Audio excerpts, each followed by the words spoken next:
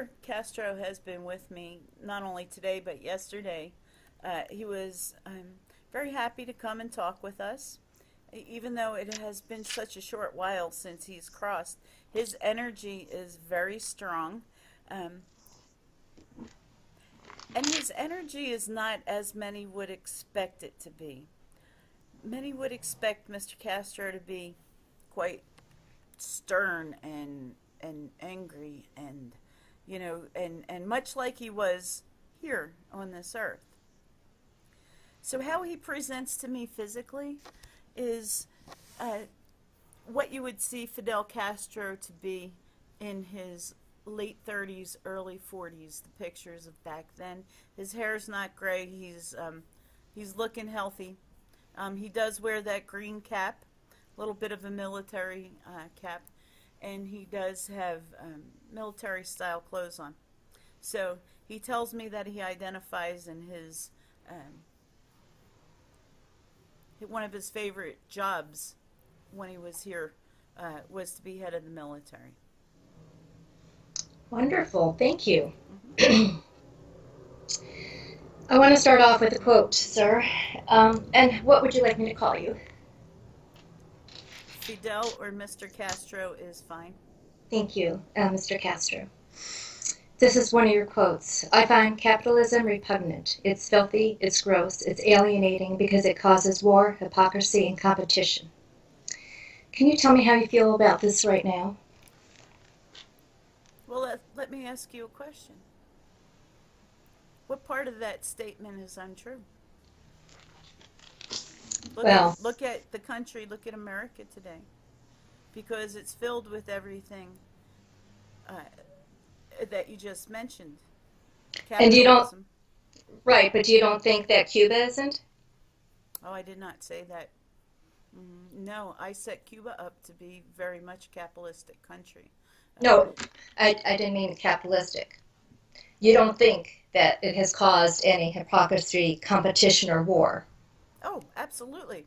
That was one of my main goals when I was there and leader of the country, was to stir the pot, so to speak. So yes, absolutely, Cuba does take part in that, and has at my hest, and now at my predecessors. I'm sorry, my brother's hest. He now rules the country. Okay. Do you think you made Cuba better?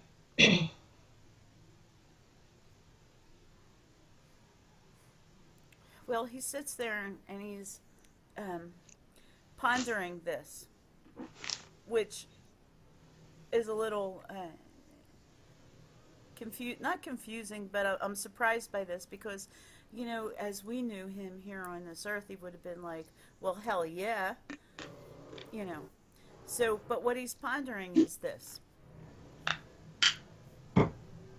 So we're going to weigh the two things here. When I came into power, the country was very poor and had absolutely nothing. But because I got into power, whether it be through violence, whether it be through corrupt politics, whatever it was, I brought that country up to where it was an international trade. I made it what it was. Did I make the country better? Oh, yes, I made the country way better than it was from a political standpoint, from an economic standpoint. Was it so good for all of my countrymen? Well, no. They wouldn't view it as good. So I have done very much good from a standpoint, but other people may have the opposite viewpoint of what I did for the country. I feel like I did a good job. Thank you. Did you know that people were suffering while you were in charge?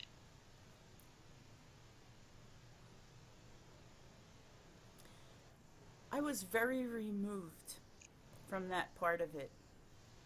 When you're a person of high power and you have people that constantly want to fulfill your every need and you have as much abundance financially as you can ever get, that suffering doesn't always reach you. You don't see it. Was I aware of it? somewhere in the back of my mind. Of course, I was aware of it, somewhere in the middle of my mind. But it was not there, and it did not smack me in the face. So I did not think about it. Thank you. How did your soul plan fit into history in helping the evolution of souls? Well, he sits back and he crosses his leg, and he has, it appears to be a cigarette in his hand. I think this may have been a habit of his. And he sits back and he ponders. He takes a deep breath and he says, my sole plan in the evolution of history was right along there with the others like Hitler and Stalin. All the great leaders have caused some sort of suffering or some sort of upheaval in people's lives, which has caused them chaos. My sole plan was to come here and stir the pot and get Cuba, get these people up. For as many people that I have what you would consider wronged, there were many more that have benefited from what I did in my many years of service to that country. Are you talking about education and healthcare in general? I'm talking about education, healthcare, bringing awareness to Cuba as a country, bringing goods into port, sending goods out of port, making an economic living for a lot of people that didn't have that outlet at the time. On the suffering part of this, please remember that everybody has chosen what it is they are going to walk when they come here. And this was all a part of their plan too.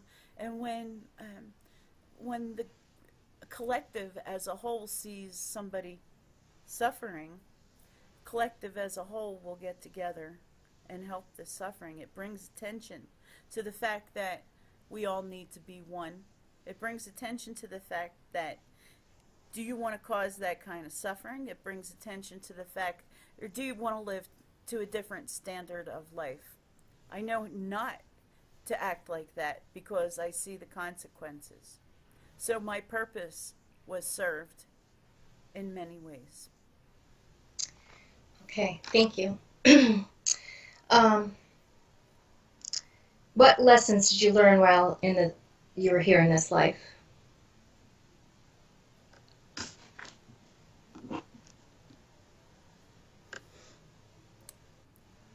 Well, he's thinking again. Let he's sitting back because the first thing he said was, I learned many lessons while I was here. Many, many. I took it upon myself to learn something new every day. That's wonderful. I'm asking him what lessons stood out the most.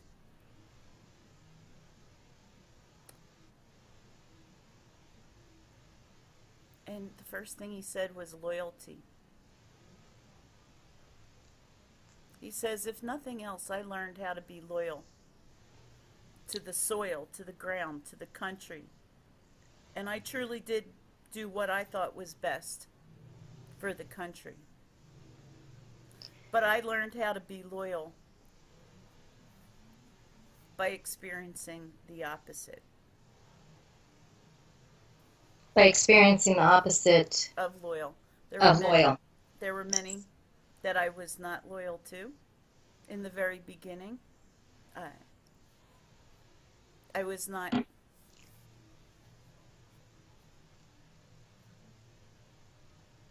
politically correct in the way that I went about getting where I was. I was not loyal to many people. But as I grew older and later in life, and as I learned more lessons, I learned the value of having loyal people. around me and the value of being totally honest with those people. Thank you. That was a great answer. You blame the economic hardship on the U.S. embargo, but analysts and many Cubans say botched central planning and stifling controls were ever more destructive. How do you see it now? As I see it now, it's actually a combination of both. There were a lot of factors that went into all of this. Honestly, the oil embargo pissed me off. It made me very angry.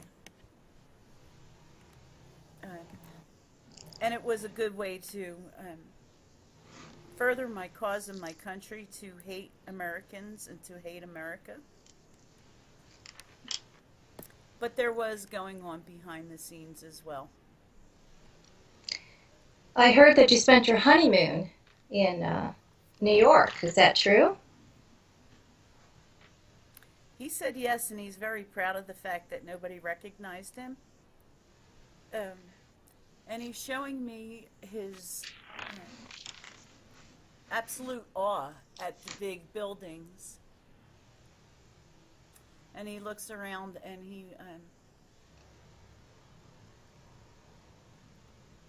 what thought actually struck him while he was in New York was the diversity of culture and that he would not be recognized as easily if he were in another city where it was predominantly Caucasian. He felt comfortable, and yes, he did. He liked New. He just said, "I love New York." So do I. Have you been incarnated prior to this? Oh, I'm sorry. Let me start again. Have you been incarnated prior to this life as someone important?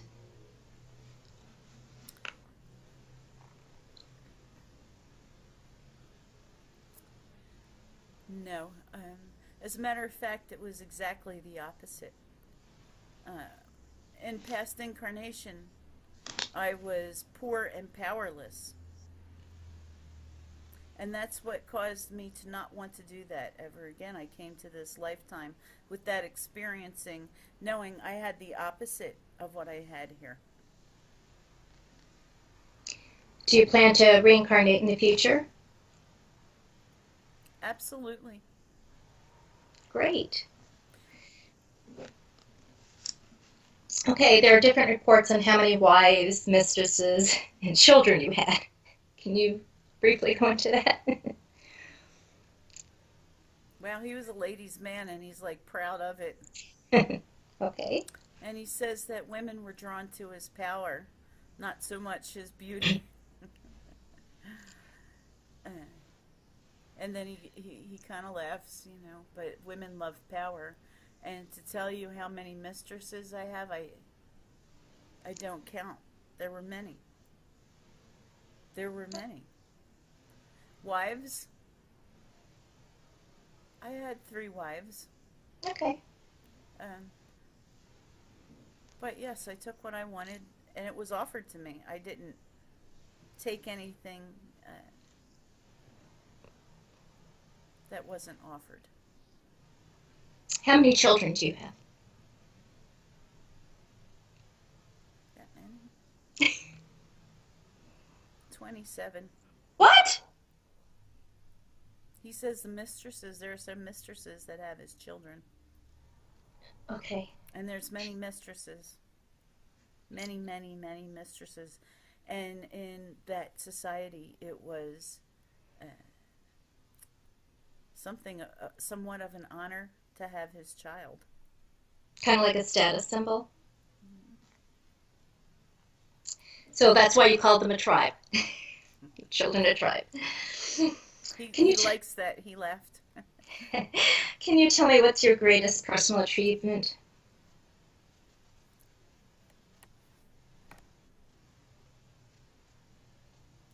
Well, he's talking about being the leader of Cuba. And I said, well, that's kind of like a professional achievement. What about like a personal achievement? Like love, laughter, that kind of thing. And he said that his personal and his professional achievement were one and the same, and he took very much pride in what he did while he was here. Um, and yeah, that's his answer. Did he consider himself a dictator?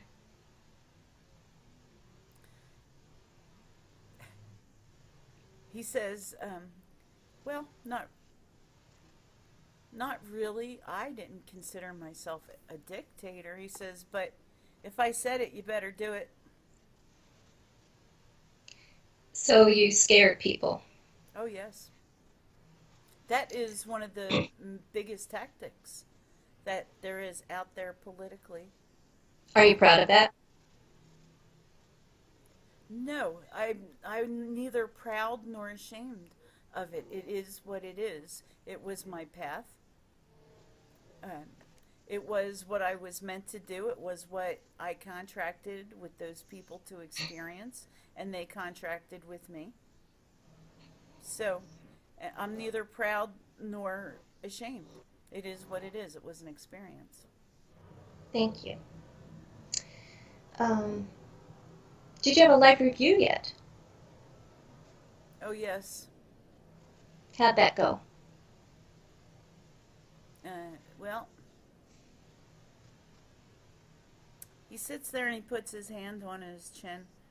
Then he takes a puff of the cigarette and he's just kind of looking.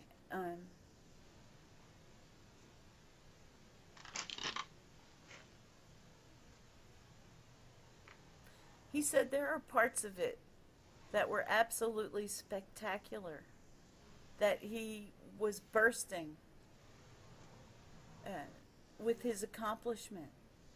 And there were other parts that were exactly the opposite of that.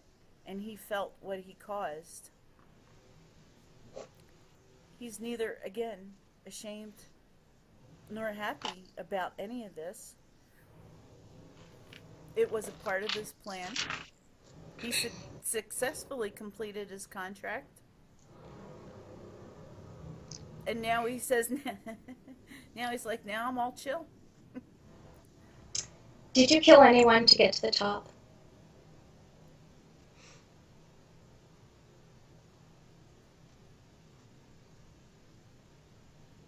Yes, he has, and there has been others that have been murdered on his behalf to get him where he was to be. Thank you. Do you have any parting words or messages for us?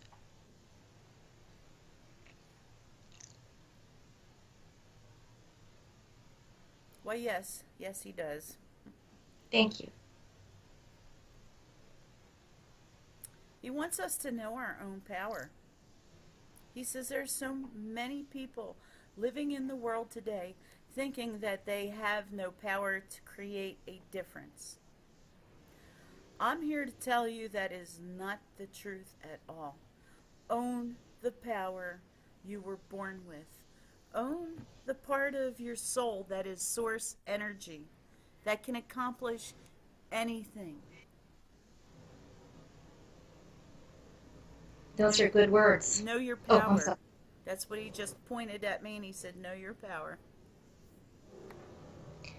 Thank you so much for joining us today, Mr. Castro.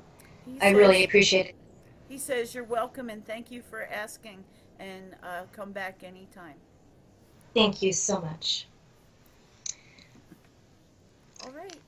Thank you, Celestine. Well, thank you, Miss Pam. It's always a pleasure. Everybody check out Channeling Eric. He didn't come in for questions tonight. I forgot to ask him, but it's okay. He's talked to Fidel today, I heard. So everybody have a great night. Gonna send love and kisses. Thank you, everybody. Your day is amazing. Own it.